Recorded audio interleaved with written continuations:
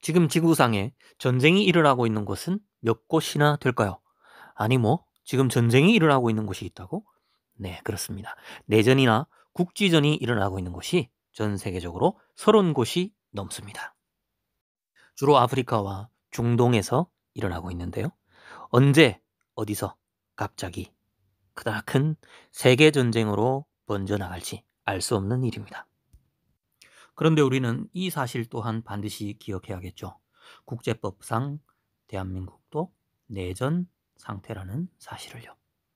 60년 이상 길게 전쟁이 멈추어 있는 상황이라는 것입니다.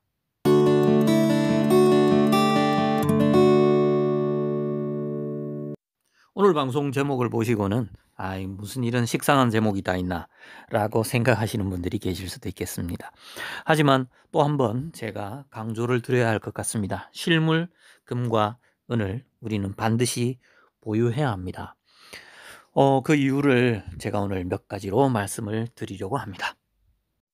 첫 번째 이유는 제가 도입부에서도 말씀드린 것처럼 전 지구상에는 수많은 위험 요소들이 도사리고 있기 때문입니다.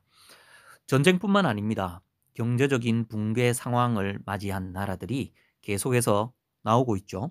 베네수엘라는 물론이고 아르헨티나, 터키까지 수많은 나라들이 힘겨워하고 있습니다. 최근에는 이란과 사우디아라비아, 중동의 정세가 대단히 불안정한 그런 모습으로 돌아가고 있죠. 첫 번째 이유는 전 지구상에 수많은 위험 요소가 도사리고 있기 때문입니다. 제가 도입부에서도 말씀드린 것처럼 전쟁의 위험, 그리고 경제적인 붕괴의 위험. 최근 몇 년 사이만 하더라도 베네수엘라와 아르헨티나, 터키 등이 화폐의 가치가 급락하게 되었죠. 화폐의 가치가 급락한다는 것은 이것은 바로 우리가 가지고 있는 현금, 지폐가 바로 휴지 조각이 된다는 뜻과 같은 것입니다. 이럴 때 우리를 지켜줄 수 있는, 우리가 가지고 있는 자산을 안전하게 지켜줄 수 있는 것은 바로 실물 자산이 되겠죠. 제가 그래서 이 유튜브 방송을 통해서 우리가 실물 자산을 보유해야 한다라고 여러 차례 강조했습니다. 실물 자산 중에서도 가장 안전성이 뛰어나는 것이 바로 금, 실물 아니겠습니까? 그래서 금을 우리가 보유해야 한다라는 사실을 한 번 더 말씀드릴 수 있겠습니다. 두 번째 이유는 전 세계 종이 화폐가 디지털 화폐로 전환을 하는 전환기를 맞이했기 때문입니다. 이게 금을 보유해야 하는 이유하고 무슨 상관이 있을까요? 저는 가만히 생각해 보았습니다. 종이 화폐도 역시 가치가 폭락하기 마련인데 디지털 화폐로 전환이 된다면 금의 가치, 상대적 가치는 어떻게 될 것인가? 물론 이제 금과 종이 화폐, 디지털 화폐의 가치, 그 비율을 일종의 금본위제로 맞춰 가지고 어느 정도 연관성을 갖게 만드는 그런 방법도 있겠죠. 하지만 각국의 중앙은행이 그렇게 할 가능성은 그리 높지 않습니다. 왜냐하면 각국 중앙은행이 보유하고 있는 금의 비중이 그렇게 많지 않기 때문에 각국의 경제 상황을 생각해서 결국에는 생각해 보십시오. 화폐를 계속해서 더 찍어내고 더 찍어내고 더 찍어내고 할 수밖에 없습니다. 여러분 잘 아시지 않습니까? 최근 10년 사이에 미국은 물론이고 유럽, 일본, 중국까지 얼마나 많은 화폐를 발행했는지 정말 여러분 그 데이터 통계를 보시면요. 정말 충격받으실 겁니다. 너무 많이 찍어냈습니다. 그런데요, 여러분, 윤전기를 돌려서 프린팅을 해내는 그 종이 화폐보다 여러분 디지털 화폐 발행이 훨씬 더 쉬워진다는 사실. 비용 측면에 있어서도 이건 비용 측면에 있어서 거의 제로에 가깝지 않습니까? 이때까지 종이 화폐는 그래도 비용이라도 들었죠. 이제 디지털 화폐로 전환되면은 너무 쉽게 화폐를 더 많이 찍어낼 수 있다는 것입니다. 전 세계 중앙은행이 화폐를 발행하면 발행할수록 결국엔 그 화폐의 가치가 떨어진다는 사실 우리가 잘 알고 있지 않습니까? 결국엔 영원히 화폐의 가치가 진짜 화폐로서 가치가 하락하지 않는 것은 결국 금뿐입니다. 상대적으로 봤을 때는 그 가치가 더 올라가게 된다는 것이죠. 제가 지지난번 방송에서 그 제임스 리카즈가 금값이 1온스당 1만 달러까지 갈 것이다 라고 예견한 사실을 제가 방송으로 말씀을 드렸습니다.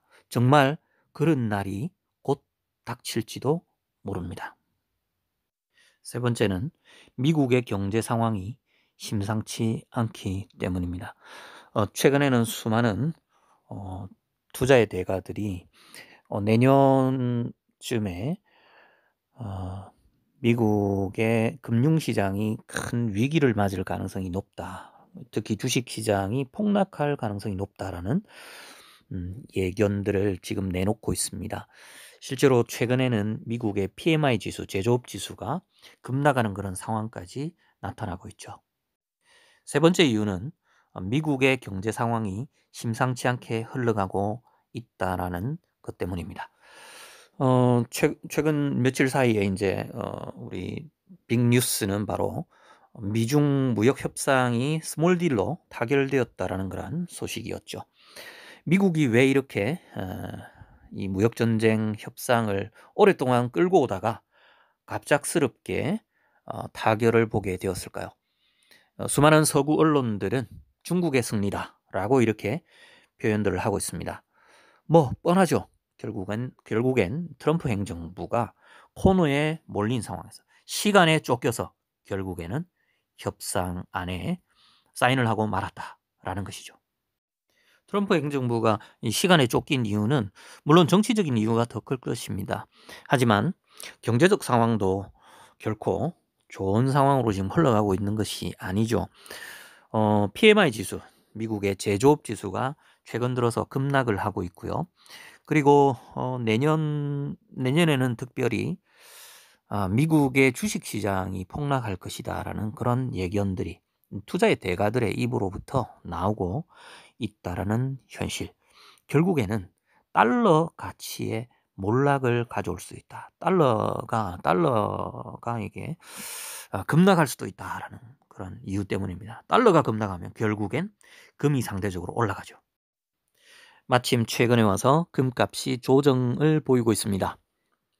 어떻게 보면 지금이 금을 보유할 수 있는 굉장히 좋은 타이밍일지도 모릅니다. 수많은 위험으로부터 우리를 보호하고 우리의 자산을 안전하게 지켜나갈 수 있는 금을 지금 당장 보유해보는 것은 어떨까요? 코멘트 TV였습니다. 감사합니다.